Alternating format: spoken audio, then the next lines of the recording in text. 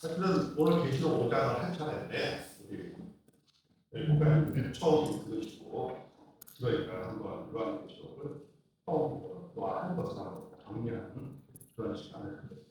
원래는 계시록 5장을 한 차례마다 처음부터 잠깐 하면서 정리하겠습니다. 전체적인 흐름이 어떻게 되는가 말씀드리겠습니다. 여러분 다 아시는 바 솔직히 말씀드리잖아요. 저는 이제 1993년도에 92년도에 없어졌습니다.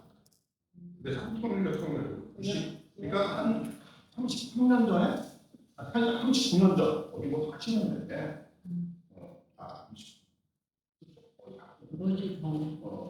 교회 간판을 내렸어요. 왜냐하면 이제 교회 시대가 아니다.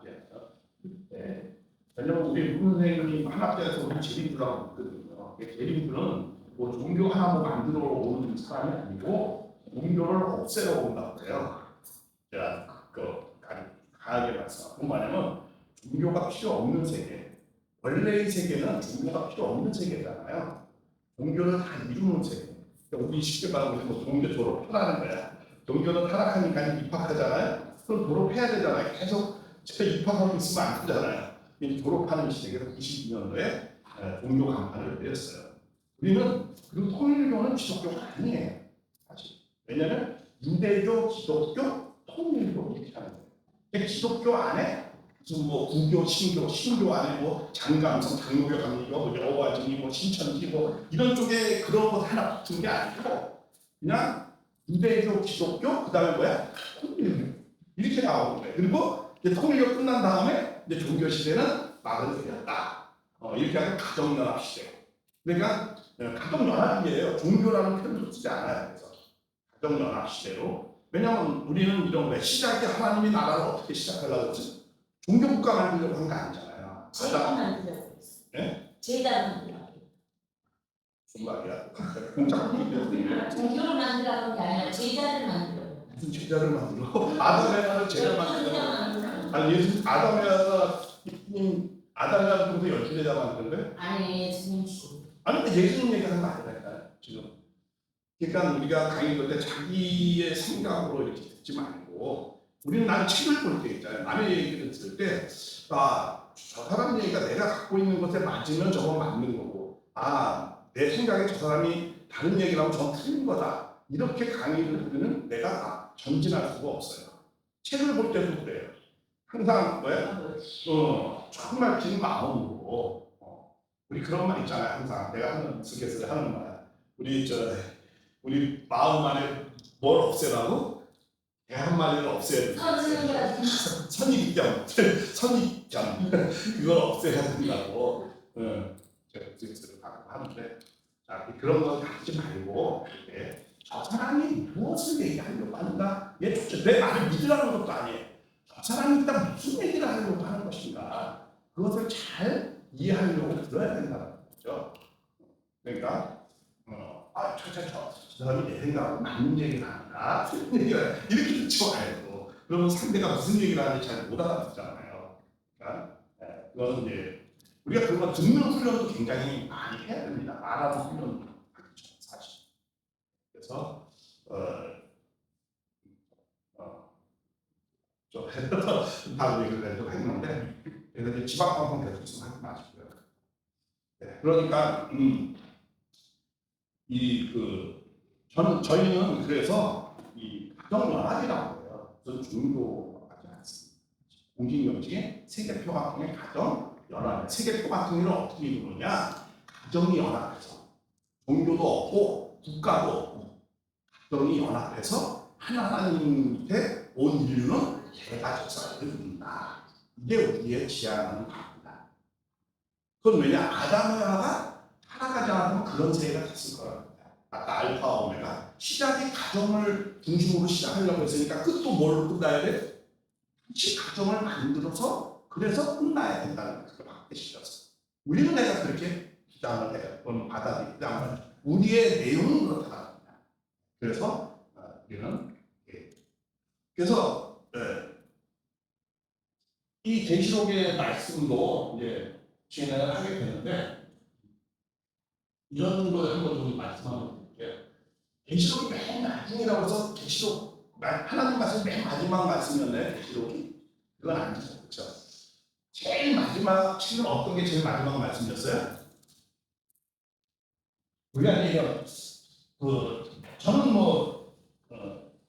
신학을 공부를 하지만 지금도 하고 열심히 하지만은 그것을 전적으로 물론 믿는 건 아니에요. 그러나 내 신앙을 잘 견증하기 위해서 우리는 신학이 필요한 겁니다. 그리고 내가 들은 말씀이 이게 객관화시켜야 되니까. 그러니까 신학적인 내용도 검증을 해야 되는 거고요. 무조건 신학이 다 맞다는 이야기가 아니고. 그러나 신학 중에서도 검증된 신학이 있거든요.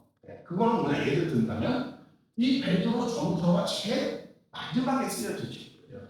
요한계시록이 맨 마지막에 쓰여진 책이 아닙니다.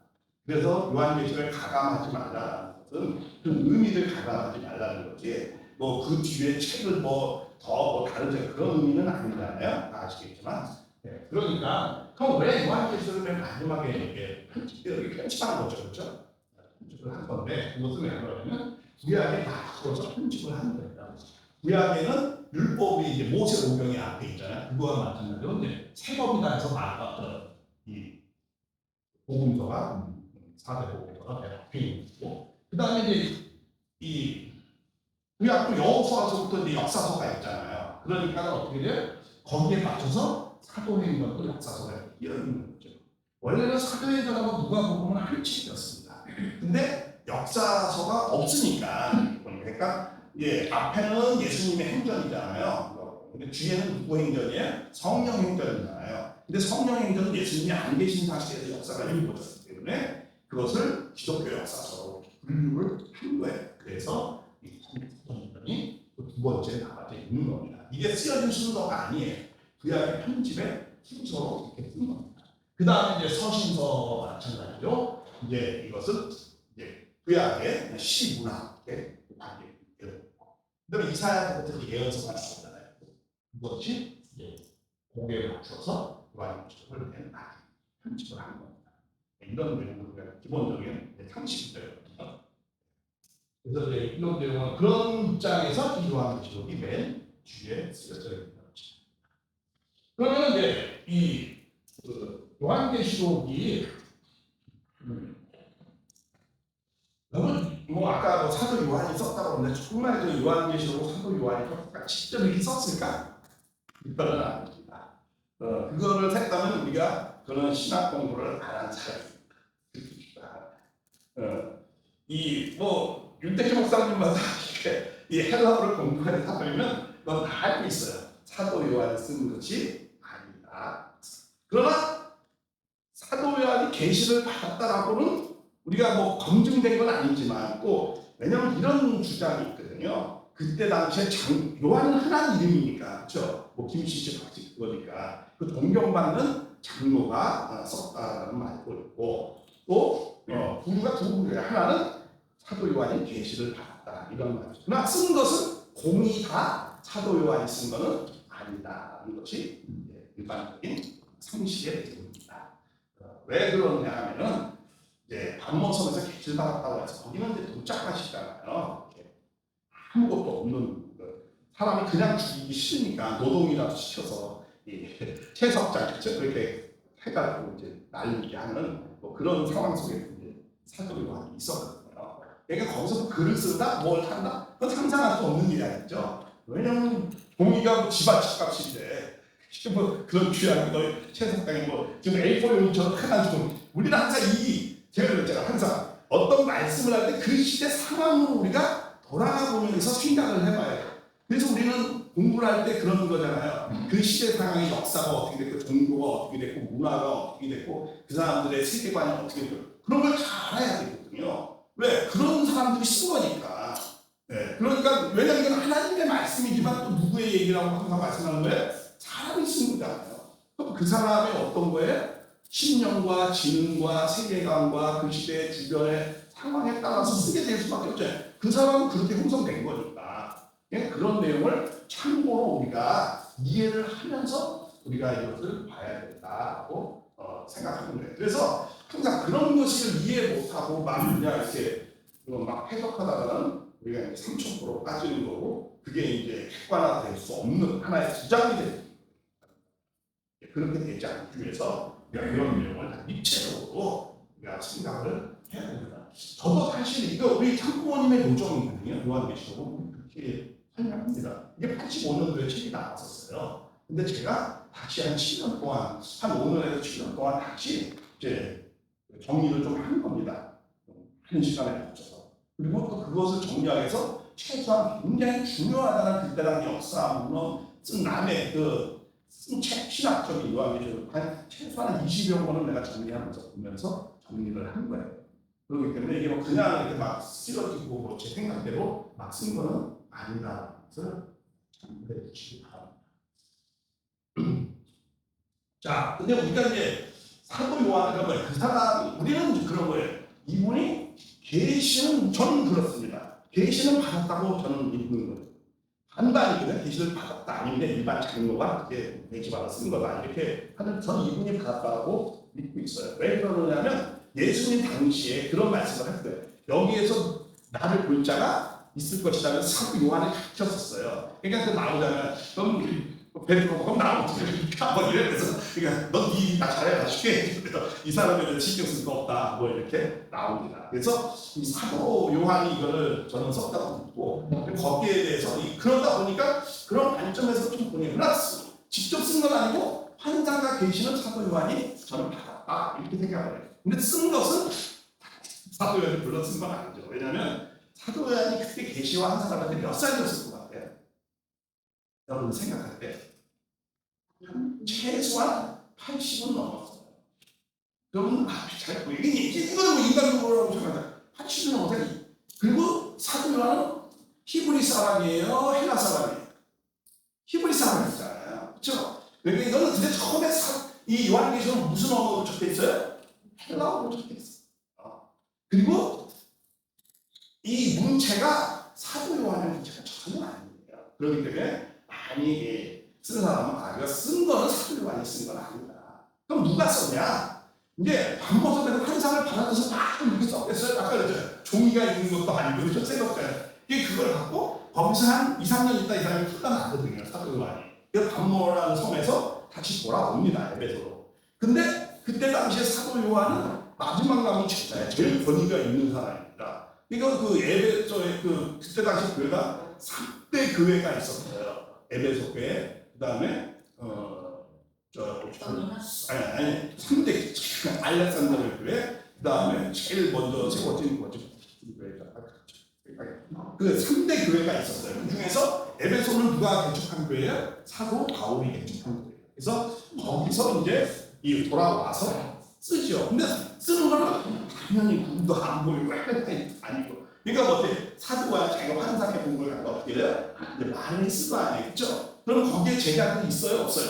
다 있죠. 그러니까 제자들이 쓰는 거죠. 그것도 수개월에 걸쳐서 많은 검증과 검증을 해서 그럼 쓸 때 어떻게 썼을까? 자, 편지를 써. 편지를 쓸 때는 받는 자가 있으니까 거기에 맞춰서 쓸 거 아니야, 그렇죠? 그러면 그 편지를 지금 이 시대 우리한테 보낸 편지야? 아니면 그때 초대교인한테 보낸 편지야? 초대교인한테 보낸 편지. 수신자가 우리가 아닙니다. 여러분 착각을 하면 안 돼. 1차 수신자는 우리가 아니죠. 아니 근데 내가 뭐 그렇게 믿고 싶은 믿는 건 내가 뭐 자 믿는 것은 내가 다 아니 그러니까 우리가 하나만 알면 아무것도 모르는 것 같아. 그러니까 하나 들은 것만 갖고 주장하지 마시고 저의 그런 반박을 하시려면 최소한 20권 이상 책을 읽고 와서 얘기하세요. 자 요한계시록 관계를 책.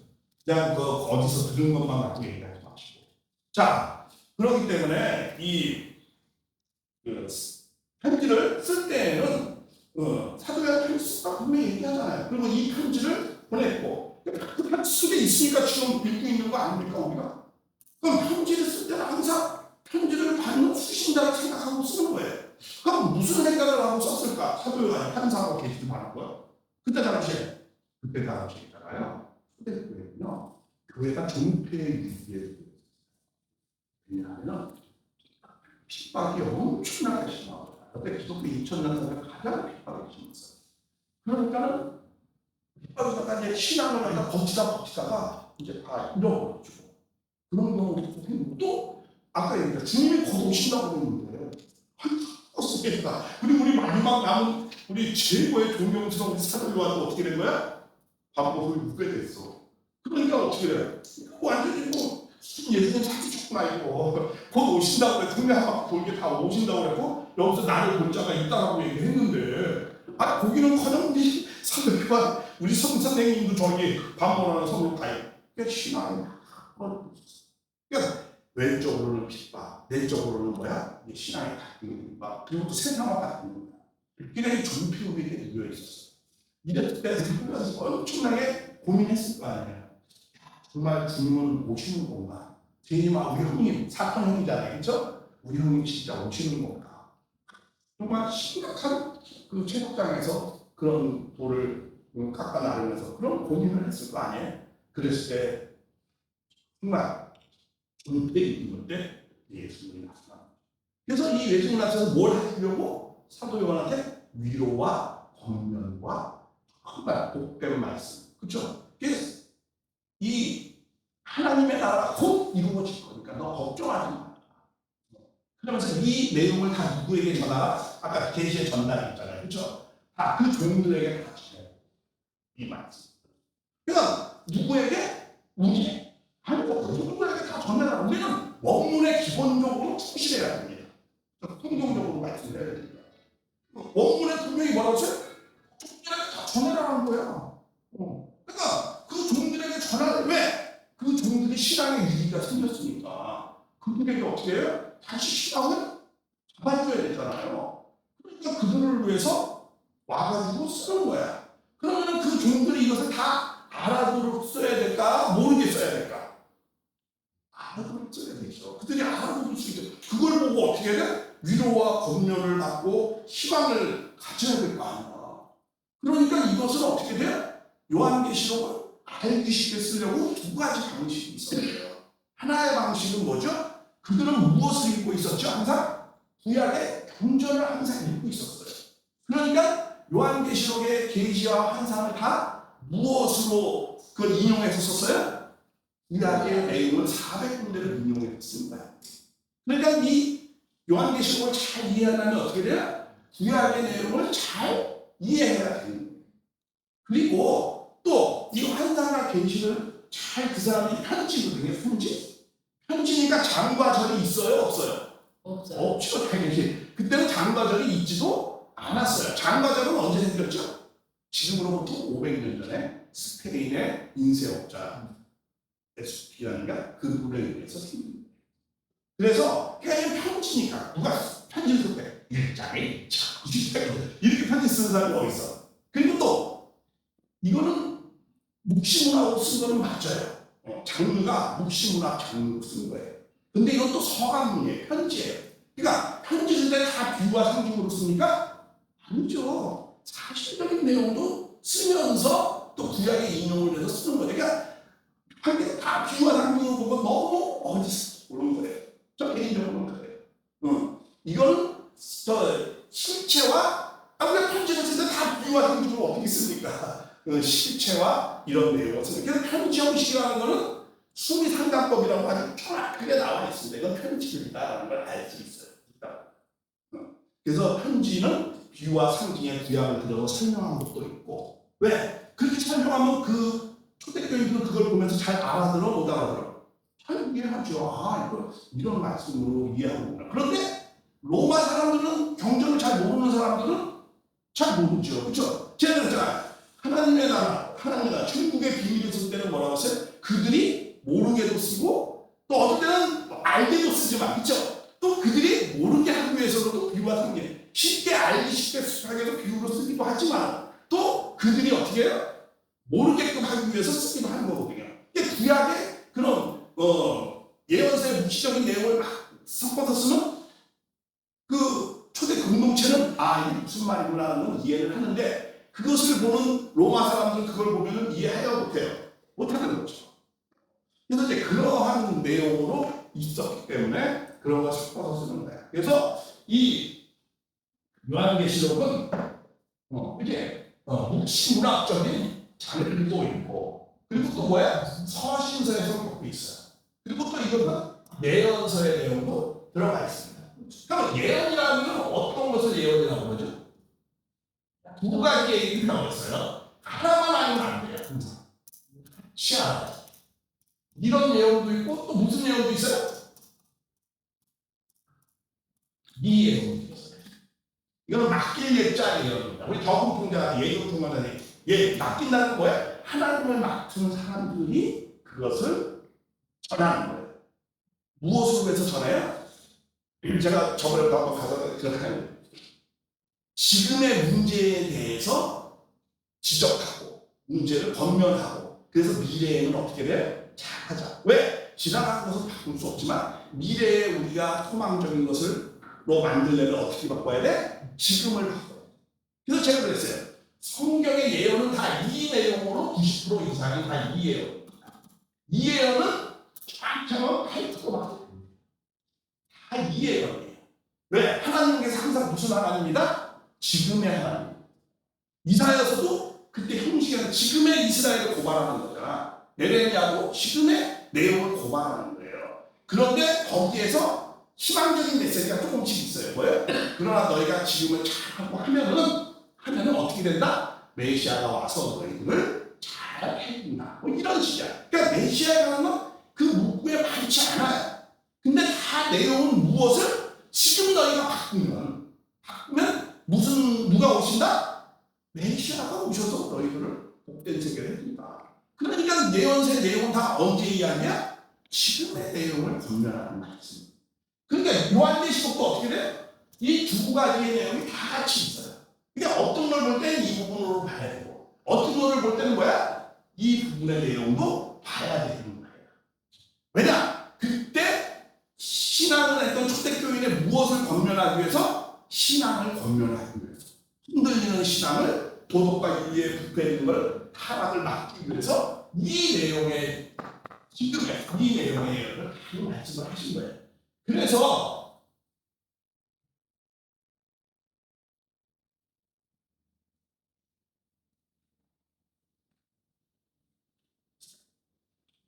예언의 의미를 내가 정리를 했는데 예언이라는 건 어떤 뜻인가 그런 내용이 있었는데 나중에 또 찾아드리겠습니다. 그래서 이 예언은 뭐야? 바르게 하고 옳게 하고 그 덕을 쌓게 하기 위해서 한다. 이렇게 말씀을 한 거예요. 그러니까 미래 전쟁이 무엇을 어떻게 될 것이다. 이런 얘기를 쓰는 것이 아니에요. 그런데 메시아에 대한 도래에 대해서 조금 쓰여져 있어요. 그러니까 이렇게 두 가지 내용을 잘 생각하면서 그러니까 우리는 항상 내가 얘기했다. 하나만 알면 안 된다. 하나만 알면 보다 거의 모르는 거 같다는데. 그러니까 우리는 입체적으로 말씀을 기하게. 자, 이런 내용도 장르가 이런 내용도 있고, 그렇죠? 이걸 뭐 불안이라는 이것만 기하면 안 된다. 같이 있다. 그렇게 우리가 이해를 해야 된다.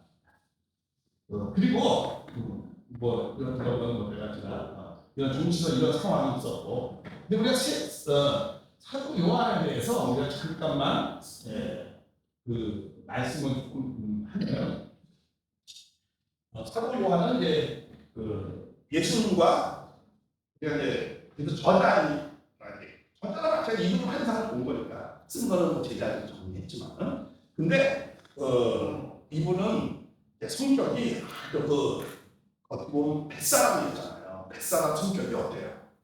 성격이 거칠어요. 그러니까 이분도 성격이 굉장히 거칠어요. 근데 우리는 사도 요한을 뭐라고 표현을 해요? 일반적으로 사랑의 사도 이렇게 얘기했죠. 왜 사랑의 사도예요? 사도 요한이 쓴 요한일서, 2서, 3서 이게 먼저 쓰여진 겁니다.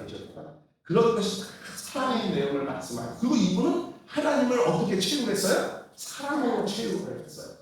어떤 사람은 하나님을 진리로 채우가는 사람도 있고 어떤 사람은 나를 병 고쳐주는 어떤 사람은 나를 천국 보내는 보험회사 사장님으로 생각하는 분들도 있고 어떤 사람은 나에게 건강시켜주시는 분들도 있을 수 있고 여러 가지 있었죠. 근데 이분은 하나님을 뭘로? 사랑으로 채우고 있어요. 그래서 사랑의 말씀을 많이 했어요. 근데 이것은 굉장히 말년에 쓴 거예요. 그러니까 요한일서 2서 3서하고 요한계시록 전혀 문제가 아닙니다. 그러니까 요한계시록은 사도 요한이 쓴 것이 아니다 이렇게 말씀을 하는 거예요. 근데 그러니까 이 문체는 전혀 다르고 그래서 요한 1서, 2서, 3서는 이건 사도 요한이 쓴 겁니다. 근데 거기에 아주 사람의 힘이 쓰여져 있어요. 그래서 근데 원래부터 이분이 그런 분이었느냐? 그런 분은 아니었죠. 그러니까 예수님의 제자가 되고 이후에 정말 순교적 삶을 한 50여 년 살았어요. 그러니까 뭐가 돼요? 인품이 인격자가 돼요. 그러면서 정말 사랑의 사람이 돼요. 성령의 열매가 돼요. 그러니까 맨 처음에는 그냥 거쳐가지고 사마리아 예수님하고 전도 나갈 때 불신하는 경우에 예수님 좀 사마리아 둘을 내려가서 다 없애버리지. 이런 사람이에요. 그리고 그 야망도 얼마나 컸는데요. 예수님한테 그러잖아요. 좀 잘 나가야 돼 예수님이. 안 나가게 도망갔으면서 잘 나갈 때는 뭐라 그래? 여기서 하나님 나가려면 가까이 있으니까 이거 한마디로 누가 영이 좀 회복 수 있겠습니까? 나 아니겠습니까? 여기까지 예수님이 제자를 부르고 애기를 부르잖아요. 겸손하고 낮은 자라. 그거 다 누가 질문한 거야? 사도 요한이 질문한 거니까. 그러니까 굉장히 야망도 크고 이랬는데 예수님을 만나고는 정말 인품이 되어서 남자에게 사랑의 사람이. 그러니까 이렇게 말씀을 다 들었다가 듣고 어떻게 내려와서 여기 심정 가운데 인격이 형성. 이게 몇 세인치라고요? 30세인치? 한 60, 50세인치 되나? 50. 50. 근데 여러분들 50세인치인데 한 50년 걸리는 거 같아요. 말씀이 여기는. 여러분도 어디까지 내려왔어요? 난 여기까지 내려와. 난 입만 나오려고 그러니까. 뭐한 이 정도 내려왔나? 그러니까 그렇게 인품이 내가 사랑의 사람이 됐으니까 예수님이 와서 사람이 됐구나. 그러니까 내가 이제 너에게 희망을 주겠다. 그리고 유일하게 사도 요한만 자연사했어요. 하는 분은 다 제명의 목사가 썼죠. 네. 근데 왜 그랬을까? 난 두 가지 이유 때문에 그랬을까 생각. 이건 내 생각입니다. 하나는 뭐냐면 이 마리아를 잘 보호해야 돼. 자기 이모 아니야. 그러니까 마리아 시대로 맡겼거든요. 그러니까 마리아를 잘 그때는 과부는 어떻게 혼자 살아갈 수가 없으니까 사도 요한이 또 붙잡지만 그러니까 잘 보필을 해서 이렇고 그렇기 때문에 그래서 마리아보다 오래 살아야 될 거예요. 근데 마리아 뭐 사도 요한하고 나이 차이 크게 나잖아요. 근데 내가 잘 보필을 했었고 평생. 그리고 또 하나는 이제 결과론적인 얘기지만 말씀이지만 정말 마지막 계시를 사도 요한이 해주셨다. 근데 해줘도 준비가 되어야 그 계시가 되잖아요. 정말 50년 동안 순교의 삶을 살고 처음에는 성경을 잘 알았을까 몰랐을까? 몰랐겠죠. 근데 50년을 쭉 하니까 이제 많은 특정이 되어질 거 아니에요. 인품이나 성경의 지식이나 그 지정의가 충분히 되어지니까 그러니까 환상을 보여주는 거죠. 그래서 그것을 그래서 그것을 나중에 이제 와가지고 에베소에서 와서 이제 알기 쉽게 백교인들이 잘 이해할 수 있도록 왜 본인들에게 잘 알려고 같이 은혜를 받아야 됩니다. 그래서 이렇게 쓰여집니다. 근데 왜 구절구절은 우리가 있잖아요. 이게 무슨 뜻이다라고 대강 알 수 있어요. 왜? 구약을 인용해서 썼기 때문에. 그런데 왜 이것이 어려운가? 그 어려운 이유가 있어요. 그건 뭐냐면 요한계시록은 어떤 책이냐면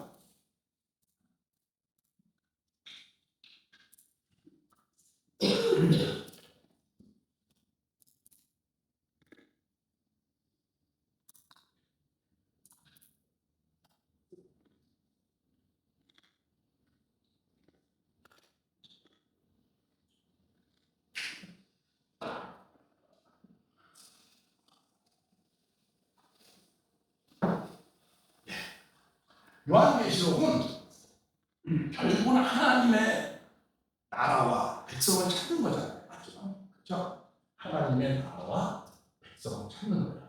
그래서 19장, 20장에는 하나님의 나라에 대한 내용이 많이 있고요. 21장, 22장에는 뭐야? 그 나라에서 하나님의 백성이 살아가야 되는 모습을 적혀져 있습니다. 그리고 요한계시록의 주제가 어떻게 되는 전체 흐름의 주제가 이것도 사실은 칼빈도 이것을 해석하려고 노력을 많이 했었어요. 근데 칼빈이 2장을 못 넘어갔어요. 그러고 난 다음에 전체 해석하기를 포기하면서 뭐라고 하냐면 이렇게 그냥 우리가 아는 것만 이해하자. 모르는 부분에는 안 들어주라. 억지로 해석하지 마라. 이렇게 말씀을 합니다. 그래서 장로교는 요한계시록 해석을 잘 안 했어요. 그런 이유가 있습니다. 자, 근데 제가 그거 뒤에 있으면 말씀드리고, 자, 이것은 뭐냐면 주님이 반드시 오신다는 거예요. 일장에 이제 그런 말씀이죠. 내가 반드시 오셔서 하나님의 나라를 회복을 시켜야 됩니다. 그런데 결국은 반드시 오늘 속히 아까 속히 뭐 이런 말씀도 하는데, 근데 결국은 속히 오려면 한 2,000년이 걸렸어요. 그렇죠? 이 일곱 교회가 이제 나옵니다. 그게 한 신나가지고 갑자기 생뚱맞게 일곱 교회가 나와요. 일곱 교회를 다 보여주는 게 나옵니다. 자, 그러고 난 다음에 이제 4장부터는 우리가 이 요한계시록은 시대가 3시대가 같이 있습니다. 왜냐하면 항상 이 본문에서 본문이 해석해 주는 것도 많이 있거든요. 왜냐하면 분명히 요한계시록 1장 19절에는 뭐라고 그렇게 했냐면 네가 본 것, 지금 있는 일, 그리고 마땅히 될 일을 보여줘. 그러니까 뭐야? 과거, 본거, 했어. 그리고 지금 있는 일. 지금 있는 일이 뭐야? 이거 좀 찾겠지? 아까는 열렸었는데. 아까는 열렸었지. 자, 지금 있는 일. 지금 있는 일. 그 다음에 뭐라고 그랬어요? 네가 본 거, 지금 있는 일. 그리고 또 뭐야? 마땅히 될 일을 이겨볼. 그러니까 뭐야? 과거, 현재, 미래 시대가 다 있다는 걸 요한계시록 자체가 그것을 설명하고 있어요. 그러니까 항상 본문에 충실해야 됩니다. 그 본문에 되어져 있으니까 요한계시록 전부 과거로 다 본다든가. 그래서 과거파가 있어요. 전부 과거로 보는 사람이 있어요. 이거는 로마 시대 때 되어진 게 아니다. 이렇게 보는 거예요. 그리고 또 반대쪽에 쓴 사람들이 있어요. 이건 뭐야? 전부 미래 거다. 재림 시대를 전부 얘기하는 거다라고 또 미래를 보는 사람들이 있어요. 근데 두 개 다 틀리기도 하고 맞기도. 왜요? 요한계시록 1장 19절에 분명히 나와 있어요. 네가 보는 거. 지금 장차 될 일을 이렇게 보여줍니다. 그래가지고 4장부터는 진짜 뭐라고 적혀 있어요? 마땅히 될 일을 설명하고 있죠. 시작이네. 이후에 내가 마땅히 될 일을 내가 보여주리라. 그러니까 어디부터? 4장부터는 재림 시대요, 미래 시대로 보는 것이 맞아요. 근데 지금 있는 일은 뭐예요? 사도 요한이 지금 보고 있는 거야. 그 내용을 쓴 거야, 현상을. 그렇죠? 그 일곱 교회의 내용을 쓴 겁니다. 그 다음에 또 네가 본 거, 뭐야? 1장 10절까지 네가 지금 나를 보고 다 봤던 거. 내가 이렇게 하신 말씀. 이걸 보는 거. 이렇게 과거, 현재, 미래로 봐야 되는데, 이거 뭐야? 주님이 곧 오셔서 오시면 뭐 하는 거죠? 이 땅을 뭘 한다고 그러죠? 항상 이 땅은 누가 잡고 있죠? 사탄이 잡고 있죠. 그러니까 어떻게 해요? 이 땅을 다 어떻게 한다는 거야? 다 멸한다. 사탄을 멸하고. 사탄을 멸해서 뭐야? 하나님의 나라와 백성을 키운다. 그러니까 요한계시록은 굉장히 복음 중에 복음. 아주 은혜로운 말씀이에요. 이 요한계시록을 괜히 말씀을 공포를 조장해가지고 우리에게 겁을 주고 이러는 책이 아닙니다. 왜? 그때 당시에 굉장히 그 어려운 가운데 희망과 위로와 검열을 주려고 하는 목적이 그 시절에 있는 거예요. 네, 그렇기 때문에 이 내용은 그래서 요한복음을 뭐라고 해요? 제5복음서. 복음 중에 복음이다. 왜? 하나님 나라 백성을 찾아주는 거니까. 얼마나 기쁜 소식. 그렇죠? 근데 하나님의 나라와 백성을 찾아주는데 찾아준다는 건 복귀한다는 거예요. 그렇죠? 근데 복귀에 공식이 있어요. 그 어떤 흐름의 패턴이 있어요. 그 내용을 잘 이해해야만이 요한계시록 1장부터 22장의 흐름을 낼 수가 있어요. 그런 내용을 모르기 때문에 찾아주는 방법을, 구원하는 방법, 복귀하는 방법을 모르기 때문에 이 요한계시록의 구절은 이해할 수 있는데 전체 흐름 잡기가 어려워요. 그래서 이 퍼즐 맞추기가 너무 어렵다고 해서 이 칼빈도 2장까지 하다가 그냥 풀어버렸어요. 그러면서 우리 아는 것만 잘 해석하고 전달하자. 이렇게 되어집니다. 그래서 이 전체 흐름을 먼저 우리는 잘 이해를 해야 됩니다. 자, 그래서 이 1장에는 어떻게 되어 있어요?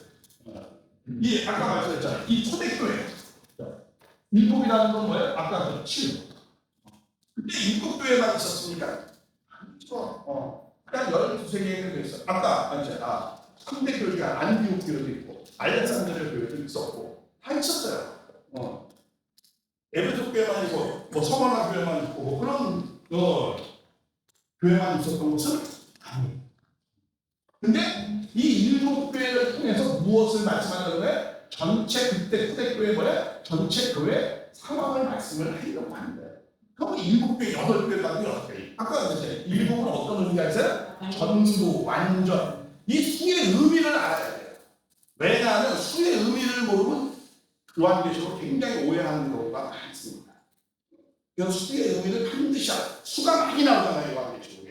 그 수의 의미가 있거든요. 네, 그런 내용, 왜 이거 문학적인 책이잖아요. 묵시문학이니까 그거는 뭐야? 실제가 아니고 그건 상징일 수 있죠. 예를 들면 우리 이런 거 있죠. 심리, 우리가 심리도 못 가. 나를 버리고 가시는 뭐야? 심리도 못 가서 발병한다. 심리가 4kg, 4kg 발병한다는데 그게 아니죠. 그게 심리가 뭐 상징하는 바가 있잖아. 그죠? 그건 뭐야? 멀리 못 간다라는 거야. 그런 의미. 그러니까 그런 수에 뭐가 있다? 상징의 의미가 있죠. 왜 문학적 소비니까 문학이니까. 그러니까는 이 칠은 어떤 의미가 있어요? 모든 교회의 전체 상황을 말씀을 하려고 하는 것이다라는 의미가 있어요. 그럼 왜 칠수가 전부 모든 거예요? 왜냐하면 창세기도 며칠 만에 만들었죠? 7일 만에 만들었죠. 그럼 뭐 진짜 7일 만에 만들었다는 거야? 아니죠. 7단계에서 모든 하나님의 그 완전한 뜻은 이런 7단계의 과정을 통해서 완성됐다. 뭐 이런 의미로 우리가 보여주는 거죠. 그래서 이제 이 교회의 모든 상황이 굉장히 어려운 상황이 있다는 거예요. 그러니까 어떻게 그 어려운 상황을 해결하기 위해서 어떻게 한다? 주님이 반드시 오셔서 천국의 승리가 돼서 모든 것을 다 이 사망과 음부와 모든 구원의 중심은 다 누구다? 예수님의 주다. 그러니까 너희들은 걱정하지 말아라. 근데 이렇게 인사말을 시작하는 거예요. 아주 휘황찬란한 모습으로 나타나죠. 살았을 때 깨끗하고 살았는데 나타나고 이게 굉장히 사도 요한이 희망을 가졌어. 나 우리 전당 나오면 그냥 휘황찬란하게 살아가구나. 여기서 내가 깨끗이 하지만 저희 가서는 고난을 받지만 내가 고난이 저 세상에서 연결되는 것이 여기에 고난은 저기에 뭐야? 상급이고 뭐 이렇게 나오잖아요. 그런 희망을 이제 갖게 되는 거죠. 그래서 아까 이 예수의 계시라 그래서 이렇게 말씀 나오다 그의 계시가 속히 일어날 그 목적이 뭐야? 계시를 하는 목적이 뭐예요? 그 종들에게 뭐야? 보이시. 이 계시의 목적이야. 그럼 어느 종이야? 이게 우리야? 이걸 우리라고 해석하는 사람이 있다면 그럼 정말 시각에서 해야 돼. 그 상황을 알면은 이걸 편지라고 해. 편지. 그렇죠? 편지가 누구다? 받는 사람이 있잖아요. 받는 사람이 무슨 우리가 되겠습니까? 근데 당연히 심각한 신앙의 위기에 있는 사람들에게 말씀을 하는 거예요. 이사야서가 무슨 예수님 때를 얘기하려고 한 겁니까? 예수님이 오신다고 해서 예언이 있다고 해서 아니죠. 그때 당시에 정말 그 1000년 전에 예수님 오시기 1000년 전에 그 폐악한 그들의 잘못된 형식된 신앙을 질파하기 위해서 한 거죠. 그게 예언서. 그게 예언. 그러니까 미래에 뭘 한다. 내가 그랬죠. 두 가지 예언이 있다. 항상 예언을 하죠. 뭐라면 지금을 바꾸려고 하는 예언을 같은 거 있고 또 뭐야? 먼 훗날에 정말 소망을 주시는 그런 말씀도 같이 섞여 있는데 그 대부분은 무엇이다? 지금. 그래서 우리 그런 말이죠. 금 중에서 뭐가 제일 비싸다고요? 지금이 제일 비싸다. 소금보다 황금보다 뭐야? 지금이 중요해. 항상 하나님은 항상 무슨 하나님이다? 지금의 하나님. 지금은 원해가지고. 그래서 그런 입장에서 쓰여졌다. 것을 말씀을 드립니다. 자, 그런데 우리가 이런 거 있죠. 키 오려고 하나님 정말 속히 오시고 싶어요. 예수님 속히 오려고 했어요. 예수님 천천히 오고 싶어요? 빨리 오고 싶어요? 빨리 오고 싶어요. 근데 오시려면 어떻게 해야지 오실까요? 이거를 여태까지 인류가 종교인들, 기독교인이 특히 잘 몰랐어요. 우리 이런 거 있죠. 아담이 타락하고는 메시아가 빨리 오고 싶어, 천천히 보내주고 싶어 하는. 빨리 보내주고 싶죠. 빨리 구원해주고 싶었잖아요. 천천히 자식이 도탄에 빠졌어. 그러면 천천히 구원해주고 싶어, 빨리 구원해주고 빨리 구원해주고 싶어. 근데 왜 천천히 왔죠? 결과적으로 4,000년 만에 왔잖아. 그리고 또 예수님께서 동네 한 바퀴 다 돈 다음에 온다고 말씀도 했어요. 정말 신동적으로 그렇게 하고 싶었을 거야. 그리고 여기 나를 볼 자가 있을 것이고 너 있을 때다 인보실 거라고 이렇게 말씀도 해서 살아가는 거야. 여기서 또 뭐야? 속혔네. 자, 물론 이 단어에 시간상의 의미는 아니에요. 내가 곧 온다. 뭐 이런 의미인데. 자, 근데 어쨌든 결과적으로 계속 스님들이 그런 말 있어요. 우스갯소리. 너희들 왜 사기꾼 말을 했는데? 이게 뭔 소리야? 그러니까 예수님은 사기친 거 아니잖아요. 그걸 온다고 그래요. 동네 한 바퀴 가본다고. 성경을 아는 사람이 야, 그거 술 불화 아니냐. 이렇게 말씀을 합니다. 무슨 있어요? 다른 스님들이 있어요. 성경을 아시죠? 근데 주님은 빨리 오고 싶죠. 하나님도 메시아를 빨리 보내주고 싶죠. 메시아는 하늘이 보내주는 거예요. 이렇게 많은 사람들에서 택하는 거예요. 하늘이 보내주는 거죠. 많은 사람을 택해주는 건 많은 사람을 택하는 건 누구를 택하는 거죠? 중심 인물을 택하는 거죠. 그렇죠? 사울이 못하면은 다윗을 택하고 이게 메시아니까 그들이 중심 인물을 택하는 거예요. 가인과 아벨은 중심 인물이죠. 그렇죠? 많은 형제 중에서 두 형제를 택해서 하라는 건 중심 인물이에요. 근데 메시아는 어떻게 하는 거야? 보내는 거야. 하나님이 보내는 거기 때문에 왜냐면 죄 있는 데서 태어날 수가 없잖아요. 그렇죠? 하늘이 보내는 거예요. 메시아가 와서 뭘 구원하는 거죠? 죄로부터 구원하는 거예요. 죄 있는 사람이 죄를 구원할 수가 없잖아요. 그렇죠? 죄가 없으려면 어떻게 해야 돼요? 그걸 표현을 뭐라고 해요? 하나님이 보내. 하나님보다 낫잖아. 하늘이 보낸다. 그래서 택하는 게 아니고 많은 사람들을 택하는 게 아니라 그러니까 중심인물과 메시아를 여러분 구별을 하지 마요. 중심인물과 메시아는 전혀 다른 존재입니다. 그렇죠? 메시아는 하늘이 보내는 거고 중심인물은 하나님이 뭐야? 택하는 거죠. 그러니까 많은 사람들에서 택하는 그런 것도 우리가 참고로 알아볼 필요가 있습니다. 자, 그런데 메시아를 보내주는 건 누가 보내주는 거예요? 하나님. 근데 메시아를 하나님 빨리 보내주고 싶어. 근데 메시아를 받을 수 있는 기대를 만드는 건 누가 만드는 거야? 그렇죠. 인간이 메시아를 맞이할 수 있는 기대를 만드는 거야. 그게 뭐야? 죽음을 만드는 거야. 그래서 메시아는 뭘 타고 온다? 구름 타고 온다. 구름 타고 온다는 게 뭐야? 메시아를 맞을 수 있는 기대를 조성하는 사람. 그래서 유대 다니엘서에 나오잖아요. 예수님 구름 타고 온다고. 그렇죠? 그럴 때 예수님이 그럼 나는 하늘에서 왔다고 얘기했어요. 그렇죠? 나는 하늘에서 왔다. 구름 타고 왔다. 근데 그게 무슨 말이야? 유대 민족의 통해서 오셨다. 준비한 백성 가운데서 오셨다는 거죠. 아니 그런 것이 필요하다면 예수님 로마 부인한테 태어났지. 로마 부인이 그런 생각 안 해봤어요? 아니 왜 예수님이 그 마리아의 충권 여자한테 태어났어? 좀 로마 황제의 부인에서 이렇게 태어나면은 그때 로마의 황제의 말이 법이잖아. 그렇죠? 그러면 로마 황제가 되고 아들이 되게 만들어가지고 말이 법인데 하는 나라 그때 당시 뭐 깨끗하게 쉽게 입을 수 있었잖아요. 근데 왜 저 천국에 여자 태어났어요? 참 이상해. 근데 왜? 좀 하나님과 합리적이지 못한 것 같아. 그래서 이게 고생하나? 그런 생각도 하셨죠. 네, 그거는 준비된 사람. 어떤 것이 준비된 사람? 심령이 잘 준비된 사람. 근데 이 세상 가운데 심령이 가장 준비가 잘 된 사람이 누구였어요? 마리아였어요. 그래서 마리아. 하나님은 마음의 심중을 본다고 했잖아요. 돈 많은 여자, 권력 있는 여자. 이런 곳에서 보시는 것이 아니고 뭐야? 심령이 잘 준비된 사람. 심령이 잘 준비된 백성들. 그게 뭐야? 깨끗하고 하늘에 거룩한 것이니까 구분하고 표현하는 거예요. 그래서 뭘 구분하고 이렇게 말씀을 하는 거예요. 우리 이런 거죠. 그다음에 말세가 되면 우리 휴거된다고 그러잖아. 그렇죠? 휴거된다는 게 올라간다는 거예요. 구름같이 구름이 올라간다는 거야. 그럼 왜 슈퍼되죠? 주님은 자꾸 슈퍼된대요, 우리가. 그죠? 왜 슈퍼되죠? 떨어졌으니까. 다 막혔으니까 올라가야 되는 거야. 그럼 뭐가 떨어졌지? 몸이 아담 해가 구름 위에 살다가 에덴동산 그 위에 있었는데 선악과를 따먹으면 엉덩이 팍 차가지고 밑에 땅에서 살았나? 그러면 구원이 어떻게 되는 거야? 구름 위로 올라가는 게 구원이 맞지. 근데 우리 떨어진 게 뭐가 떨어졌어? 심령이 떨어졌지.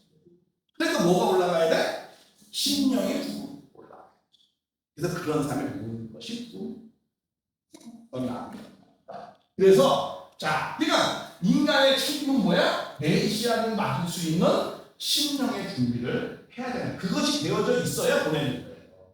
그게 안 되고도 훅 보내면 죽이잖아 그냥. 그죠? 잘 준비되는데도 죽이는데 그냥 아무런 준비 안 되는데 죽이니까. 그러면 그 심령을 잘 준비하는, 다시 주님이 오실 때 그 심령을 잘 준비해야 될 사명을 가진 공동체가 어딥니까?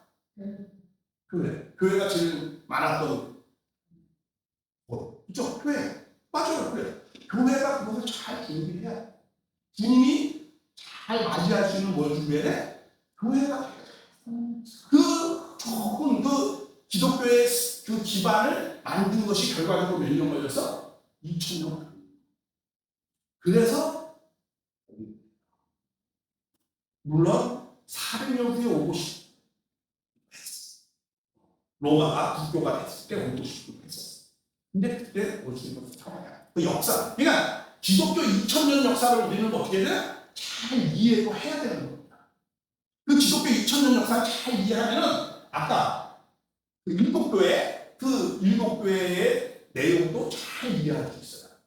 왜? 그 일곱 교회는 무엇을 말하는 거예요? 교회라는 게 뭐라고 했죠? 주님을 맞기 위한 준비를 하는 거예요. 네, 그렇죠. 그래서 그 일곱 교회가 근데 그 순서가 보면은요, 여러분 기독교사 2000년 사람 정말 잘 뒤에서 한번 보는 거예요. 서머, 도감, 도안교회, 사대교회, 빌라델교회, 라오디아 그 일곱 교회가 있잖아요. 기독교 2000년대 7단계의 그 일곱 시대하고 너무 닮아 있어요. 정말 여러분 한번 뒤에 있어 일곱 교회사를 한번 총체적인 보세요. 그래서 그것이 다 준비가 되어지니까 4장에 뭐라고 그래요? 하나님께가 반드시 이제는 구원 섭리를 펼치리라. 근데 구원 섭리를 펼치는데 누굴 통해서 하는 거죠? 메시아를 통해서. 하나님은 구원 섭리를 누굴 통해서 한다? 메시아. 직접 하지 않아요. 왜 직접 못하죠? 꼭 중보를 통해서 역사해요. 구원. 왜 직접 하시죠? 하나님 당신이 인간 구원하시고 싶으면 직접 하세요. 와서. 왜 자꾸 믿을 수 없는 메시아를 보내가지고 이렇게 합니까? 직접 하세요. 그럼요. 정말 질문 많이 해요. 생각을 해봐야 돼요. 그렇죠? 인간, 제가 뭐라고 그랬어요? 인간의 생명체는요, 5가지의 원리에 의해서 살아요. 모든 인간만이 아니라 모든 생명체는 5가지의 원리에 의해서 태어나면 뭐 해야 돼? 먹고. 그 다음에 뭐야? 먹으면 어떻게 되죠? 성장. 세 번째. 이제 성장한다면 뭐 해야 돼? 짝을 맞춰야 돼. 그다음에 짝 맞추면 이제 뭐가 나오죠? 새끼가 나. 모든 생명체 그래. 그러면 맨 마지막에 어떻게? 이 5가지 생명의 원리가 있어요. 모든 생명체 다 그래요.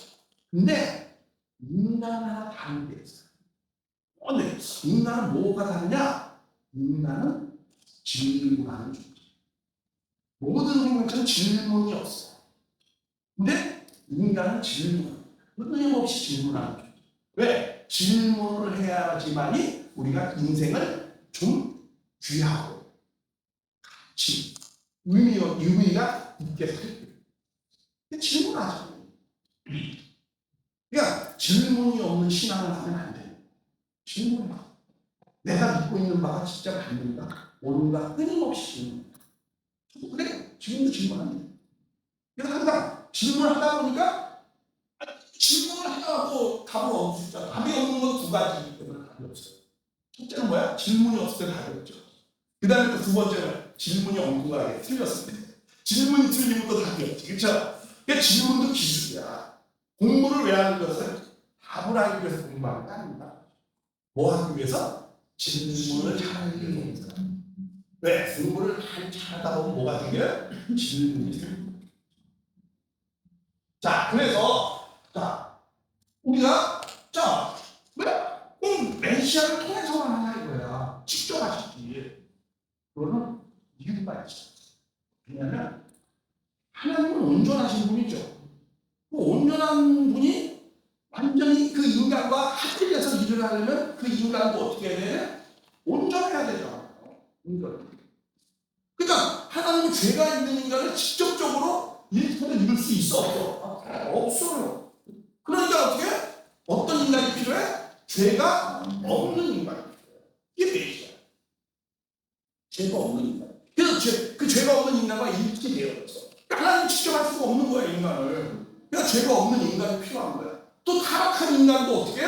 하나님께 직접 갈 수 있어 없어? 없어요. 뭐 하나님이 그저 어떻게 알아 그걸? 그거를 죄가 없는 인간이 가르쳐 줘야. 그러니까 메시아는 하나님도 대할 수 있고 또 누구도 대할 수 있어요? 타락한 인간도 상대할 수 있어요. 그래서 메시아가 엄청 중요한 거예요. 무슨 뭐 아무나 뭐 했다고 너 메시아 해먹어라. 너 뭐 해라. 그런 게 아니에요. 네, 그런 내용들이 있다는 걸 참고로 알아두면 반드시 메시아를 통해서 섭리를 합니다. 그래서 아까 그랬죠. 하나님 구원 섭리를 하는데 무엇을 통해서 한다? 메시아를 통해서 해야 되기 때문에 5장에는 누가 등장하는 거야? 어린 양이 메시아가 출정합니다. 근데 그 메시아는 준비를 해야 돼. 그럼 어떻게 준비해야 될까? 일곱인을 빼야 되고 봉인된 걸 빼고 여러 가지 그런 게 나옵니다. 네, 그래서 일곱인이라는 게 무엇인지 그 봉인됐다는 게 뭐 봉인됐다는 게 그렇게 감추고 비밀이라고 생각하는 사람이 있어. 전혀 어를 모르기 때문에 그런 겁니다. 원래 그 봉인됐다는 말은 이제 어디에서 나오냐면 다니엘서 10장 4절에 이 감추는 봉인됐다. 근데 그 봉인됐다는 걸 감췄다 그런 뜻이 아니에요. 그거는 무슨 뜻이에요? 반드시 그 뜻이 변개되지 않고 이룬다는 하탐이라는 뜻이에요. 여러분들 한번 가서 기회 있으면 내가 AI를 딱 검색해 100% 맞는 건 아니에요. 그거 AI가. 근데 참고는 많이 하고 있어요. 어원이나 이런 거 한번 찾아보세요. 그래서 그거는 뭐 비밀을 감추어서 익혔다는 의미가 아니고 뭐 성경책을 번역하고 해가지고 성경을 해석해주고 그런 차원의 문제이니까 아닙니다. 여러분들 그 메시아 가지고 성경 풀이해주고 오는 건가? 그게 아니에요. 하나님의 나라를 입고 오는 거예요. 그래. 그것은 뭐냐면 하탐이라는 건 뭐예요? 하나님의 뜻과 계획을 반드시 이룬다라는 거예요. 변개되지 않고. 그래서 제가 예정으로 강의했잖아요. 예정과 예언은 틀린 말입니다. 어떤 분은 예언과 예정을 뭐 구별을 못해서 나 이상한 사람이 있어요. 그렇지 않네요. 그러니까 그거 뭐냐? 하나님의 뜻은 절대 예정이잖아. 그렇죠? 그러니까 변개해야 안 해. 안 한다는 뜻이에요. 그러니까 마지막 날에는 다니엘서 12장 4절에 뭐예요? 이 한 일에 남은 거, 그렇죠? 그것이 반드시 채워지면 어떻게 되나요? 반드시 병리의 이 뜻을 꼭 성취한다 이런 거죠. 그게 공인에 따른 그런 그러니까는 그런 것을 나중에 이렇게 잘 찾아보셔서 그래서 항상 내가 그 공인데 그 말이 나오는 이유가 다니엘서 때문에 나오는 거예요. 그러니까 우리 다니엘서를 잘 어떻게 봐야 되는 거예요. 그래야 계시록을 보려면 뭘 봐야 된다고요? 구약을 잘 봐야 되는 거야. 그 용어가 어떤 환경 속에서 그게 단어가 쓰여졌는지 이런 걸 모르면 어떻게 해? 엉뚱하게 해석하는 거야. 그런 걸 조심하라는 거예요. 저도 그걸 조심합니다. 굉장히 조심하기 때문에 엄청나게 많이 그런 것을 준비를 했어요. 물론 다른 사람의 토대로 여러 가지 내용 나눌 수 있으면 자세하게 제가 말씀드리겠습니다. 그래서 오늘은 그냥 시간을 지나서 끝내겠습니다. 이런 내용이 있으니까요. 나중에 좀 더 기회가 있으면